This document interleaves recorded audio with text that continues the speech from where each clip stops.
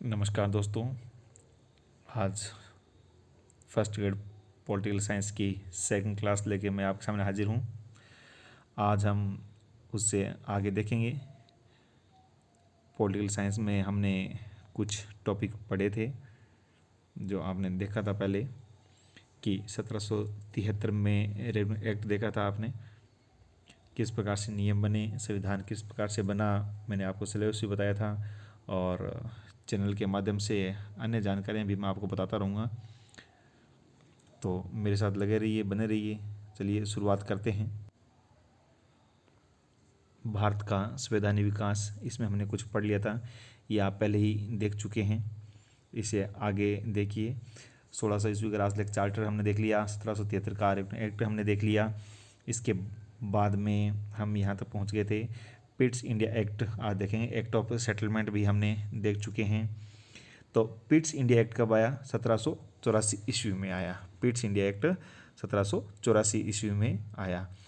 तो ये एक्ट क्यों आया, किस प्रकार से, ये हम देखेंगे कि भाई जो 1781 का एक्ट है, 1773 का एक्ट है, इसमें कुछ प्रावधान ऐसे थे जो हमारे यहाँ पर लागू नहीं हुए। उनको सही करने के लिए कि उसमें कुछ सुधार किया जाए। अभी तक आपने देखा है कि किस प्रकार से संविधान लागू हुआ। संवैधानिक विकास यानी संविधान में उन प्रारूपों का विकास हुआ जिनका हमें संविधान बनाने के लिए चाहिए थे। जिस प्रकार से हमने देखा कि हमें प्रश्न पूछने का पहले अधिकार नहीं था, फिर वो अधिकार मिलेगा। संविधान में किस प्रकार से अलग नियम बनाने की जो हमारे भारतीयों को कोई किसी प्रकार की आज्ञा नहीं थी। तो इस प्रकार के नियम है वो धीरे धीरे बनते जाएंगे, उसमें हम आगे देखते जाएंगे। इसे आगे हम देखते हैं आज कि Pitt's India act of settlement 1781 की असफलता के बाद पिट्स इंडिया एक्ट अधिनियम कंपनी द्वारा अधिग्रहित भारतीय राज्य क्षेत्रों पर ब्रिटिश ताज के स्वामित्व के दावे का पहला वैधानिक दस्तावेज था। मतलब उसके बाद का ये सबसे पहला वैधानिक दस्तावेज था जिसका शीर्षक था भारत में ब्रिटिश अधिकाराधीन क्षेत्र। अब भारत में जब शुरुआत में अंग्रेज आए थे तो ये नहीं कि पूरे भारत पर ही उनका कब्जा हो गया था, कि कुछ क्षेत्र थे जिन पर कब्जा, उसको क्या बोला जाता था? भारत में ब्रिटिश अधिकाराधीन क्षेत्र। तो इस अधिनियम के प्रमुख तथ्य अधोलिखित हैं। इस एक्ट के माध्यम से कंपनी के व्यापारिक एवं राजनीतिक क्रियाकलापों को अलग अलग कर दिया। तो ये आप सब जानते हो कि अंग्रेज शुरुआत में जब भारत आए थे तो उनका उद्देश्य क्या था? तो उनका उद्देश्य सिर्फ व्यापार करना था, न कि राजनीति करना था। धीरे धीरे वो इससे आगे बढ़ते गए और राजनीति में घुसते गए। और एक दिन ऐसा हुआ जब 1 नवंबर 1956 को क्या ब्रिटिश ताज का भी शासन अपने आया था। तो व्यापारिक क्रियाकलापों कंपनी के देशों के हाथों में यथावत रखते हुए राजनीतिक क्रियाकलापों जैसे सैनिक, असैनिक, राजस्व संबंधी के ऐसे नियम हैं जो यहाँ मिटते जाएंगे। नियंत्रण प्रेक्षक हेतु इंग्लैंड में 6 सदस्यीय नियंत्रक मंडल की स्थापना की गई।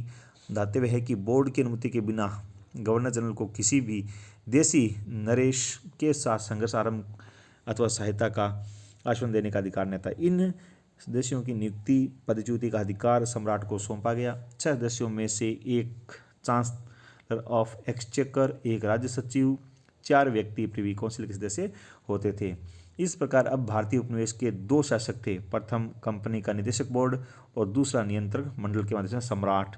यानी सम्राट डायरेक्ट नहीं था पहले, तो अभी निदेशक बोर्ड हो गया और दूसरा नियंत्रक बोर्ड सम्राट हो गया। 1858 तक स्थिति, अभी मैंने आपको बताया था कि 1858 तक ये स्थिति चलती रही थी। गवर्नर जनरल की परिषद की संख्या 4 से कम करके 3 कर दी गई। तो ये प्रश्न सीधा आ जाएगा कि गवर्नर जनरल की परिषद की संख्या 4 से 3 किस एक्ट के माध्यम से कर दी गई? तो आपको ये याद रखना होगा कौन सा एक्ट है ये अपना एक्ट हो जाए 1784 का पिट्स इंडिया एक्ट, जिसके माध्यम से क्या है, इसकी संख्या कितनी कर दी? 3 कर दी गई। भारत परिषद भारत के शासन, सैन्य शक्ति, युद्ध शक्ति, राजस्व एवं देशी रास्तों आदि के अधिक शक्ति प्रदान की गई। प्रांतीय परिषदों के सदस्यों की संख्या 4 से 3 कर दी गई। ये भी क्या है? 4 से 3। तो गवर्नर जनरल की परिषद की संख्या, प्रांतीय परिषदों के सदस्यों की संख्या, और इन्हीं प्रांत को एक सेनापति बनाया जाता था। केंद्रीय प्रशासन और अनुपालन न होने पर गवर्नर जनरल को प्रांतीय सरकारों को बर्खास्त करने का अधिकार इस अधिनियम द्वारा किया गया। भारत में नियुक्त अंग्रेज अधिकारियों के अवैध कार्यों पर मुकदमा चलाने हेतु इंग्लैंड में एक कोर्ट की स्थापना की गई। इस एक्ट द्वारा कंपनी के कर्मचारियों को उपहार लेने पर प्रतिबंध लगा दिया गया। ये भी अपने को याद रखना है कि किस एक्ट के द्वारा कंपनी कर्मचारियों को उपहार लेने पर प्रतिबंध लगा दिया। तो इस अधिनियम के द्वारा गवर्नर जनरल को देशी राजाओं के युद्ध था संधि करने से पूर्व कंपनी राइटरों की स्वीकृति लेना अनिवार्य कर दिया गया था। तो कुछ मुख्य उद्देश्य हैं वो अपने पढ़ने। अब इसमें इन्होंने परीक्षा दृष्टि प्रश्न दिए। ये इस किताब की बहुत इंपॉर्टेंट बात है कि ऐसे प्रश्न दिए जा चुके हैं जिससे क्या है कि हम देख पाते हैं कौन कौन से कैसे प्रश्न है कि किस एक्ट के द्वारा सर्वोच्च न्यायालय की अधिकारिता से गवर्नर जनरल इन काउंसिल को मुक्त कर दिया। 1781 के सेटलमेंट द्वारा आप पीछे पढ़ चुके हैं कि सर्वोच्च न्यायालय अधिकारी से गवर्नर जनरल को मुक्त कर दिया। सर्वोच्च न्यायालय की राजस्व अधिकारिता को किस एक्ट द्वारा समाप्त किया गया? तो 1781। सर्वप्रथम किस गवर्नर जनरल को किस अधिनियम द्वारा गवर्नर जनरल तथा मुख्य सेनापति दोनों की शक्तियां प्रदान की गई? तो लॉर्ड कॉर्नवालिस को 1786 के अधिनियम द्वारा। किस अधिनियम द्वारा कंपनी के व्यापारिक एवं राजनीतिक कार्यों को एक दूसरे से पृथक कर दिया गया? Pitt's India act. अभी अपन ने पढ़ा था कि कंपनी के व्यापारिक एवं राजनीतिक कार्यों को एक दूसरे से अलग कर दिया 1784 के पिट्स इंडिया एक्ट द्वारा। कंपनी के कर्मचारियों पर उपहार लेने पर प्रतिबंध किस एक्ट द्वारा? तो 1784 में पिट्स इंडिया एक्ट द्वारा। कंपनी के मामलों में ब्रिटिश सरकार का पहली बार कब नियंत्रण स्थापित किया? 1784 के पिट्स एक्ट द्वारा। अभी अपन ने पढ़ा था ऊपर, वही सेम क्वेश्चन है ये। पिट्स इंडिया एक्ट के तहत निर्मित बोर्ड ऑफ कंट्रोल का अध्यक्ष कौन होता है? तो ब्रिटिश मंत्रिमंडल का एक सदस्य होता है। किस एक्ट के द्वारा गवर्नर जनरल को पिछले के निर्णयों को अस्वीकृत करने की शक्ति पुनः दे दी गई? इसे आगे आने वाले गवर्नरों के लिए भी विस्तृत किया गया। तो चार्टर एक्ट 1793। नियंत्रण मंडल के सदस्यों को भारतीय राजस्व से वेतन देने का प्रावधान किस अधिनियम में? सबसे इंपॉर्टेंट प्रश्न है, नियंत्रण सदस्यों को भारतीय राजस्व से वेतन देने का, यानी काम वहाँ वाले करे, वेतन कौन दे? भारतीय राजस्व से। तो ये 1793 के राजलेख के तहत अधिनियम बनाया गया। ईसाई मिशनरियों को भारत में धर्म प्रचार की अनुमति कौन सा राजलेख प्रदान करता है? तो 1813 का ये प्रश्न पहले पूछ लिया गया, ये बाद में पढ़ेंगे आप, कभी आएगा 1813 का राजलेख। 1813 ईस्वी के चार्टर द्वारा भारतीयों की शिक्षा पर व्यय के लिए कितनी राशि? सबसे इंपॉर्टेंट प्रश्न है, बहुत बार पूछा गया है, इसको जरूर याद करें। 1 लाख रुपए, यानी शिक्षा पर। और हम जो तैयारी करें वो शिक्षा के लिए है, तो शिक्षा पर कितना? 1 लाख रुपए खर्च।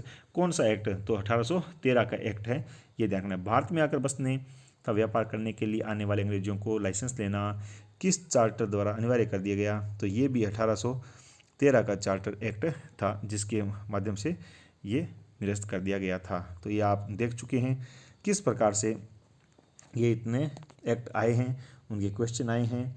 ये लास्ट क्वेश्चन और है, किस अधिनियम द्वारा गवर्नर जनरल के सदस्यों की संख्या 4 से 3 कर दी गई, जिसमें एक प्रांत का मुख्य सेनापति होना अनिवार्य था? 1784 के पिट्स, यानी 4 से 3। अभी आपने पढ़ा था, इसके बारे में मैंने आपको बताया था कि किस अधिनियम के द्वारा 4 से 3 कर दी गई, तो 1784 के पिट्स इंडिया एक्ट द्वारा। अब आता है 1786 का अधिनियम। 1786 का अधिनियम हम देखेंगे, अभी आपने जो देखे हैं 1773, 1781, 1784। अब ये ध्यान रखना है कि 1783 को रेगुलर एक्ट बोलते हैं, ये एक्ट ऑफ सेटलमेंट है। 1784 है वो क्या? पिट्स इंडिया एक्ट है।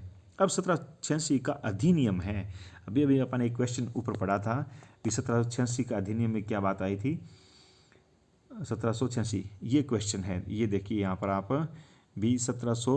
सर्वप्रथम किस गवर्नर जनरल को था किस अधिनियम द्वारा गवर्नर जनरल की मुख्य सेना पर दोनों शक्तियां प्रदान की गई? तो लॉर्ड कॉर्नवालिस को, और 1786 के अधिनियम द्वारा। तो भाई क्वेश्चन आ चुके हैं, पहले हमें पढ़ना वहीं से है। तो ये 1786 का अधिनियम है, छोटा सा हम देखते हैं थोड़ा सा इसको। इस अधिनियम के द्वारा गवर्नर जनरल को विशेष परिस्थितियों में अपने परिषद के निर्णय को निरस्त कर अपने निर्णय को लागू करने का अधिकार प्रदान किया गया, और साथ ही गवर्नर जनरल को प्रधान सेनापति की शक्तियां भी प्रदान की गई, और दोनों अधिकार सर्वप्रथम लॉर्ड कॉर्नवालिस ने प्राप्त किया। ये भी इंपॉर्टेंट है, एक क्वेश्चन बनता है लॉर्ड कॉर्नवालिस का 1786 का अधिनियम का। अब आता है 1793 का चार्टर एक्ट। इस अधिनियम के माध्यम से कंपनी के अधिकारों को 20 वर्ष के लिए बढ़ा दिया गया। सबसे इंपॉर्टेंट प्रश्न आ गया, कंपनी के अधिकारों को 20 वर्ष के लिए किस चार्टर एक्ट के माध्यम से बढ़ाया गया? 1793 के चार्टर एक्ट के द्वारा। और नियंत्रण मंडल के सदस्यों को भारतीय राजस्व से वेतन देने की व्यवस्था की गई, ये प्रश्न आप अभी ऊपर आपने पढ़ा था, तो वही क्वेश्चन है। राजस्व से वेतन देने की व्यवस्था 1793 के चार्टर एक्ट द्वारा की गई। ब्रिटिश भारतीय क्षेत्रों में लिखित विधियों द्वारा प्रशासन की नींव रखी गई। सभी कानूनों व नियमों की व्याख्या का अधिकार न्यायालय को प्रदान किया। ये क्वेश्चन भी आपने पढ़ा है। यानी 1793 के चार्टर में 3 क्वेश्चन यहाँ पर अपने हो गए। अब आगे देखते हैं। अब 1813 का राजलेख, अभी मैंने आपको ऊपर पढ़ाया था कि शिक्षा के लिए 1 लाख रुपए का, कितना? 1 लाख रुपए शिक्षा के लिए सबसे पहले किस चार्टर एक्ट के माध्यम से खर्च करने का प्रावधान किया गया? तो 1813 का राजलेख है वो, यानी राजलेख हिंदी वर्ड है, चार्टर इंग्लिश वर्ड है, इतना अंतर है, कुछ खास अंतर नहीं है। कंपनी के अधिकार को समाप्त करने, उस पर और प्रभावी नियंत्रण स्थापित करने तथा ईसाई मिशनरियों की भारत में और अधिक स्वायत्तता की मांग के मद्देनजर यह राजलेख पारित किया गया। इस राजलेख द्वारा औद्योगिक प्रावधान किया गया। ध्यान रखना है कि ये राजलेख क्यों प्रावधान किया गया, तो ईसाई मिशनरियों और भारत में और अधिक उनकी मांग के मद्देनजर ईसाई मिशनरियों लिखा गया, स्पष्ट तौर पर बात है। इस चार्टर द्वारा पहली बार ईसाई मिशनरियों को भारत में धर्म प्रचार की अनुमति, क्वेश्चन बन गया, किस चार्टर के द्वारा पहली बार ईसाई मिशनरियों को भारत में धर्म प्रचार की अनुमति दी, तो 1813 के चार्टर लेख द्वारा ईसाई मिशनरियों के ये कार्य के लिए 1813 का चार्टर लेख पारित किया गया। अब कंपनी के व्यापारिक एकाधिकार को समाप्त कर सभी ब्रिटिश जनों को व्यापार का अधिकार प्रदान किया गया। आपने पढ़ा था व्यापारिक और जो राजनीतिक अधिकार हैं वो अलग कर दिए गए थे। इसके बाद अभी व्यापारिक अधिकार को समाप्त कर दिया गया, और किंतु चीन के साथ व्यापार और चाय के व्यापार का अधिकार बनाए रखा। ये किस में है, ये 1813 के राजलेख में है। चीन से व्यापार जारी रहा और चाय का व्यापार भी जारी रहा। सबसे इंपॉर्टेंट प्रश्न ये है, भारतीय की शिक्षा पर प्रतिवर्ष 1 लाख रुपए खर्च करने को बंद किया गया। बहुत बार पूछा जा चुका है ये क्वेश्चन, आरपीसी में, यूपीएससी में, बीपीएससी में, यूपीपीएस में बहुत सारे प्रश्न पूछे, तो याद रखना है कि 1 लाख रुपए के 1813 का राजलेख है। स्थानीय स्वायत्त संस्थाओं का करारोपण का अधिकार भी यहाँ पर दिया गया। स्थानीय स्वायत्त संस्था, स्थानीय, केंद्रीय नहीं है, स्थानीय करारोपण का अधिकार दिया गया है। दैत्य इस राजलेख द्वारा कलकत्ता, बंबई और मद्रास सरकारों द्वारा निर्मित विधियों का ब्रिटिश संसद द्वारा अनुमोदन अनिवार्य कर दिया, और ब्रिटिश सम्राट की स्वीकृति कंपनी को गवर्नर जनरल व अन्य प्रधान समिति की नियुक्ति का अधिकार दिया गया। ये था हमारा 1800। देखो 1813 के आप एक प्रश्न ये इंपॉर्टेंट हो गया, ठीक है। एक कंपनी का अधिकार समाप्त कर लेंगे, चीन का और चाय का बना रहा, एक ईसाई मिशनरियों का, तो 3 क्वेश्चन बनते हैं। यूँ नहीं है कि हम उस पूरे रटते रहें, ये करते रहें, बस 1813 का एक बार पढ़ लिया, ईसाई मिशनरियों का 1 लाख रुपए और भारतीय का अधिकार समाप्त कर उसको चीन के साथ व्यापार बना रहा, बाकी अधिकार समाप्त कर दिया। तो इतनी चीज़ें ध्यान रखें, ज़्यादा इस चीज़ को ऐसे नहीं पढ़ना है। अब हम देखते हैं आगे 1813 का चार्टर लेख। इसमें देखो क्या बताया गया है, 1813 का 33 का चार्टर लेख, सॉरी। तो 1833 में अधिनियम के पश्चात भारत में कंपनी के साम्राज्य में काफ़ी वृद्धि हुई, जिस पर समुचित नियंत्रण स्थापित करने के लिए ब्रिटिश संसद ने 1814, 1823, 1829 में अधिनियम द्वारा कंपनी को कुछ अधिकार प्रदान किए गए, किंतु यह अधिनियम वांछित सफलता नहीं दिस के 1833 में तीसरा चार्टर अधिनियम पारित कर अधोलिखित प्रावधान किए। अब आगे क्या है, ये प्रावधान अलग आए। 33 में तीसरा चार्टर है, भी मैंने बताया 4 चार्टर आए थे, ठीक है।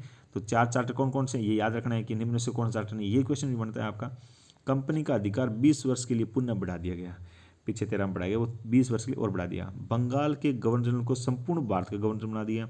याद रखना है सबसे इंपॉर्टेंट, बंगाल के गवर्नर जनरल को संपूर्ण भारत का गवर्नर जनरल बना दिया गया, ठीक है। ये प्रश्न देखो IAS में आया है 2003 में। और 100% गवर्नर जनरल को पूरे भारत के लिए कानून बनाने का अधिकार भी प्रदान किया गया, किंतु नियंत्रण मंडल इस कानून को अस्वीकृत स्वयं कानून बना सकता था। गवर्नर जनरल की परिषद द्वारा पारित कानून को अधिनियम कहा जाने लगा, यह इस पूर्व निर्मित विधियों को विनियम कहा जाता। बंबई तथा मद्रास की परिषद विधियों को शक्तियों को वापस ले लिया गया। विधिक परामर्श हेतु गवर्नर जनरल की परिषद में विधि सदस्य के रूप में 34 सदस्यों को शामिल किया गया। उसे केवल परिषद की बैठक में भाग लेने का अधिकार था, मतदान का नहीं। कंपनी के व्यापारिक अधिकार चाहे था चीन, अभी अपन ऊपर पढ़ के आए थे भी, कंपनी के जो व्यापारिक अधिकार थे चाहे था चीन के साथ व्यापार सहित समाप्त कर दिया। अब चाहे वो सारे क्या है, वो सारे समाप्त था। कंपनी को प्रशासनिक व राजनीतिक दायित्व सौंपा गया। कंपनी को क्या सौंपा गया, यहाँ पर राजनीतिक दायित्व यह सौंपा गया। अब देखो ये क्या आप जानते हैं, इंपॉर्टेंट है बहुत। 1833 के राजलेख के पूर्व निर्मित विधियों को विनियम कहा जाता था। प्रश्न आ सकता है 1833 के राजलेख के पूर्व निर्मित विधियों को क्या कहा जाता था, विनियम था, जबकि इस अधिनियम द्वारा निर्मित विधियां अधिनियम। 1833 के बाद में जो क्या कहलाती है, अधिनियम। पहले विनियम, अभी क्या विधियां अधिनियम कहलाती है। दूसरे शब्दों में भारत के गवर्नर जनरल की परिषद निर्मित विधि को अधिनियम कहा जाता है। यानी यहाँ गवर्नर जनरल आ गया था, उसके टाइम क्या करना, अधिनियम कहा जाने लगा। 1853 का राजलेख भारतीय ब्रिटिश का इतिहास में अंतिम चार्टर लेख था। तो 3 आए मैंने आपको बताया था भी। 1793 का चार्टर लेख आप पढ़ें, 1793 का पहला हो गया चार्टर लेख, ठीक है, वो चार्टर है। फिर क्या आया, 1813 का आया, ठीक है। फिर क्या आया, 1833 का आ गया, ठीक है। इसके बाद में 1853 का, ये 4 क्या है, चार्टर आए, ठीक है, राजलेख आए, हमें याद रखने हैं। ठीक है ना, इनके सन याद रखने और एक क्वेश्चन बन जाता है यहाँ पर इंपॉर्टेंट, और यहाँ इसमें कुछ खास बात नहीं है। अब आगे देखिए इसमें क्या बता रहा है, विधियों के संहिताकरण के लिए गवर्नर जनरल को आयोग गठित करने का प्रावधान किया गया। 1834 में लॉर्ड मेकाले की अध्यक्षता में 4 सदस्यीय विधि आयोग का सबसे पहला प्रश्न आता है। विधि आयोग का गठन, प्रथम विधि आयोग का गठन किसकी अध्यक्षता में, लॉर्ड मेकाले की अध्यक्षता में। कितने सदस्य थे, 4 सदस्य। आज भी लॉर्ड मेकाले है वो प्रासंगिक हो गया है हमारे यहाँ पर, क्यों, आज आपको पता है Vivekananda English medium school, Mahatma Gandhi English medium school, यानी इंग्लिश मीडियम को बढ़ावा देने के लिए यहाँ पर लाके ये लॉर्ड मेकाले की जो पद्धति आई थी उसी में विधि आयोग में उन्होंने ये नीति लेके आए थे कि अंग्रेजी बनाना है, तो वही आज वापस पड़ता है। तो इसको देखते रहिए किस प्रकार से हमारे इंटरनेशनल स्तर पर ये इंग्लिश अनिवार्य है। इसके बाद में क्या कहता है, इस एक्ट के द्वारा दास प्रथा को विधि विरुद्ध घोषित कर दिया गया था और 1843 में नियम 5 से उसका अनुमूलन कर दिया। अधिनियम धारा 87 के तहत कंपनी का अधीन सरकारी पदों चयन में किसी व्यक्ति को धर्मस्थान मूल वंश वो बंद किया गया। ये अपने संविधान में अनुच्छेद 15 में किया गया है, ये आपको पता होगा, जब अनुच्छेद पढ़ेंगे तो आपको बता देंगे।